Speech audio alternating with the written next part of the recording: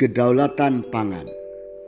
Ia berkata kepada mereka, bangsa akan bangkit melawan bangsa dan kerajaan melawan kerajaan, dan akan terjadi gempa bumi yang dahsyat, dan di berbagai tempat akan ada penyakit sampar dan kelaparan, dan akan terjadi juga hal-hal yang mengejutkan dan tanda-tanda yang dahsyat dari langit.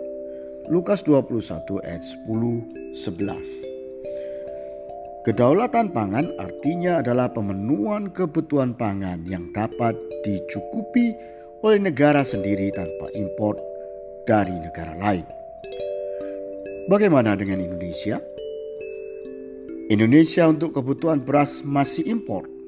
Artinya dalam hal makanan pokok beras, Indonesia masih membutuhkan pertolongan negara lain.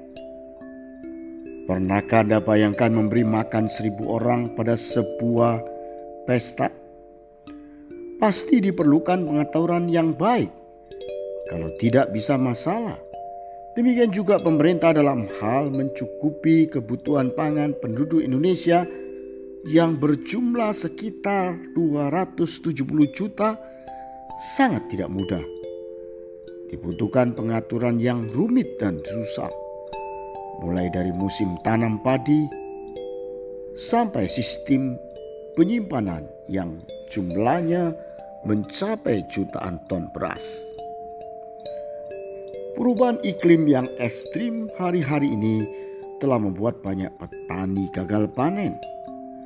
Hal ini juga terjadi di negara tetangga, sehingga mereka tak mau menjual kelebihan stok beras mereka ke Indonesia.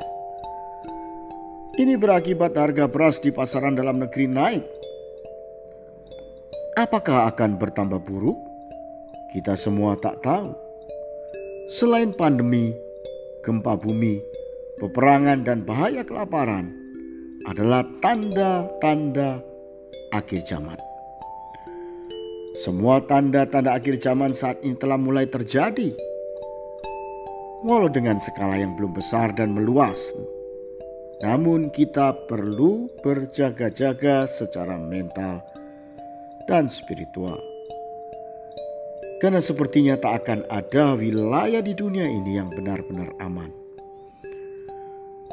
Hari-hari ini memang negara kita masih aman, baik dari krisis pangan maupun krisis ekonomi.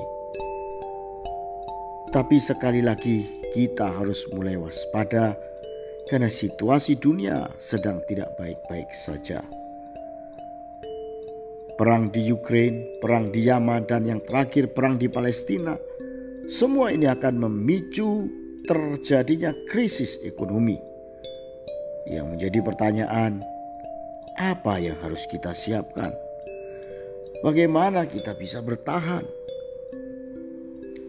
Secara logis, kita harus mempersiapkan gaya hidup dengan prinsip tidak berlebihan. Karena kita tidak tahu kapan krisis global akan terjadi. Kita harus juga mempersiapkan diri secara mental untuk bisa makan apapun pengganti karbo selain nasi. Karena kita tidak tahu apakah akan terjadi benar-benar krisis bahan pangan beras. Sudahkah Anda pikirkan hal terburuk ini? Fleksibilitas dalam menghadapi segala perubahan situasi akan membuat kita terhindar dari keterpurukan.